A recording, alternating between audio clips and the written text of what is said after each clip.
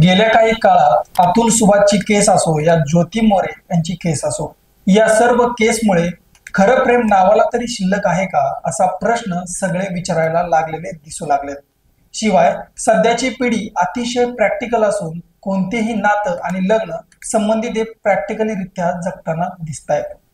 या पिढीला खरं प्रेम माहिती नाही किंवा काही मुली पैशांवरती प्रेम करतात असे अनेक आरोप वडीलधारी मंडळी करताना दिसत आहेत. कधी कधी आपण सगळेच जण याबद्दल सोशल मीडियावरती भरभरून लिहितो, सगळ्यांना शिव्या घालतो. पण कधी हा विचार केला आहे का, सगळ्यांनी जर एकमेकांना शिव्या घातल्या तर हे खरं प्रेम करायचं कोणी?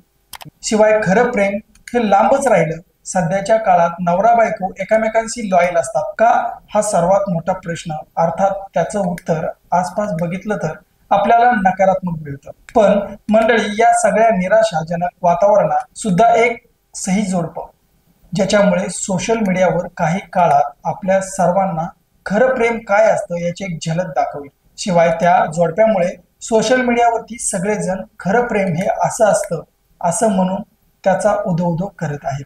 मंडळी, या निराशाजनक वातावरणात सगळ्यांना खरं प्रेमाची आनंदायी झुळूक देणार आहे श्रीजना सुवेदी आणि विवेक अपंगे याचं कित्येक वर्षाचं प्रेम आणि लग्न यानंतर सुखी संसार करत असताना अचानक विवेक यांना थर्ड स्टेज कॅन्सर असल्याचं निदान होतं आणि त्यानंतर त्याची पत्नी सुवेदी 24 तास त्याची लहान मुलासारखी काळजी घेते. सगळंच अजब मंडळी. खडतर परिस्थितीमध्ये सुद्धा त्याला सोडून न जाता त्याची सौरातपणे काळजी घेऊन श्रीजनाने सध्याच्या पिढीला दाखवून दिले की खरं प्रेम काय असतं. मंडळी, यांच्या प्रेमाचा शेवट दुर्दैवी झाला.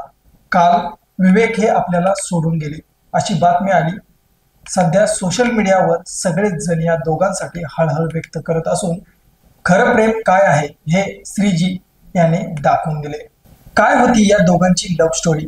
नमस्कार, मी प्रकाश सांगवे. आपण पाहत आहात पोलीस माझा न्यूज.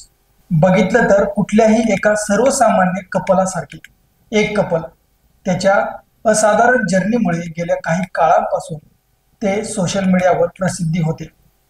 या कपलबद्दल अधिक माहिती अशी की नेपाळमध्ये राहणारा विवेक हा श्रीजना हिचा शाळेतला सिनियर होता.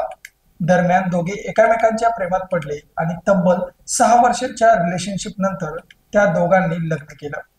दरम्यान संसाराची सुंदर स्वप्ने उराशी बाळगत ते दोघे आता US मध्ये PhD करण्यासाठी शिफ्ट झाले होते. त्यावेळी त्यांचं आयुष्य एकदम सुंदर होतं. आपल्या आयुष्यातले चांगले मोमेंट्स ते सोशल मीडियावर आणि विशेषतः इंस्टाग्रामच्या माध्यमातून शेअर देखील करत होते. तरी त्यांच्या या रील्सला मोठ्या प्रमाणात लोकांची पसंती सुद्धा मिळत होती. दरम्यान दोघांचाही आयुष्य एकदम आनंदात चालू असताना एक दिवस अचानक त्याच्या डोक्यात कळा येऊ लागल्या. चेकअपसाठी हॉस्पिटलला गेले. त्यानंतर हॉस्पिटलमध्ये अनेक टेस्ट करण्यासाठी सांगितल्या होत्या. आल्या दुर्दैवानं MRIच्या रिपोर्ट नंतर त्याच्या आयुष्यात सगळ्यात मोठा भूकंप झाला. त्याचं झालं असं की रिपोर्टमध्ये कळून आलं की विवेकला 3ऱ्या स्टेजचा ब्रेन ट्यूमर झालेला आहे. हे ऐकल्यानंतर त्यावेळी अक्षरशः त्यांच्या दोघांच्याही पायाखालची जमीन सरकली. काही झालं तरी यातून मार्ग काढायचा असं ठरवलं आणि यानंतर विवेकला जगवण्यासाठी तिचा संघर्ष सुरू झाला. दरम्यान कॅन्सरच्या निदानानंतर त्याच्यावर 2 मेजर शस्त्रक्रिया सुद्धा करण्यात आल्या. दरम्यान आजारामुळे अचानक कधी नाराज व्हायचा, शिवाय कधी त्याची तब्येत देखील खालवायची, तर कधी त्याला थोडं बरं वाटायचं. आजारी असताना कदाचित विवेकला काही गोष्टीची किंवा परिस्थितीची जाणीव तेवढ्या प्रमाणात नसावी, पण श्रीजना मात्र या सगळ्या परिस्थितीला एकटी खंबीरपणे तोंड देत होती. काही करून आपल्या नवऱ्याला यातून बाहेर काढायचं असं तिने दृढ निश्चय केलेला होता. जणू काही ती आजार आणि तिच्या नवऱ्यामध्ये एका भिंतीसारखी उभी होती. ती 24 तास फक्त आणि फक्त तिच्या नवऱ्यासोबत होती. त्याला जेवण भरवण्यापासून अगदी पुस्तक वाचेपर्यंत, शिवाय इतर सगळ्या गोष्टी ती प्रेमाने करत होती. पण ज्या क्षणी तिच्या डोक्यावरील केस काढण्याची वेळ आली तेव्हा मात्र ती पूर्ण हादरली. परिस्थितीची जाणीव ठेवून आपण डगमगलो तर याचं काय होणार हा विचार करून तिने परत मन खंबीर केलं आणि त्याचे केस काढण्यात आले. त्यावेळी तिने सुद्धा आपले स्वतःचे केस कापून टाकले. या सगळ्या प्रवासाची रील्स तयार करून ती दोघांच्या सोशल मीडिया अकाउंटवर टाकत होती आणि त्यातील सोशल मीडियावर भरभरून प्रतिसाद मिळत होता. त्यांचा सुरुवातीपासून ते कॅन्सर झाल्यानंतरचा सर्वात मोठा प्रवास लोकांनी बघितलेला आहे. शिवाय त्यांच्या सगळ्या प्रवासाचे साक्षीदार होताना अनेक लोकांना त्यांच्याकडून मोटिवेशनही मिळालेले आहे. पण आपल्या नवऱ्याला कठीण परिस्थिती तिच्या सोबत खंबीरपणे उभे राहताना खरं प्रेम काय असतं हे दाखवून दिले.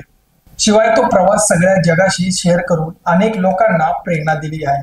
एकूणच सध्याच्या जमान्यात जिथं खरं प्रेम नावालाच दिसतं नाही असं वेळेस अतिशय खडतर परिस्थितीतही आपल्याला नवऱ्याची साथ न सोडता त्याला शेवटपर्यंत जगवण्याचा प्रयत्न करणारी सृजना आज अनेकांची रोल मॉडेल ठरले. पण दुर्दैवाने तिच्या या सगळ्या प्रयत्नांना काल अपयशाला आणि विवेकला कॅन्सर सोबत लढताना दुर्दैवी मृत्यू झाला. हे जग सोडून गेला. ही न्यूज कळाल्यानंतर सोशल मीडियावर या कपल्स बद्दल भरभरून लिहिलं जात असून सोशल मीडियावर सध्या सगळेच याच्यासाठी हळहळ व्यक्त करत आहेत. तुम्हाला या दोघांच्या प्रेमाचा प्रवास कसा वाटला हे आम्हाला कमेंट करून नक्की कळवा. पाहत राहा पोलीस माझा न्यूज.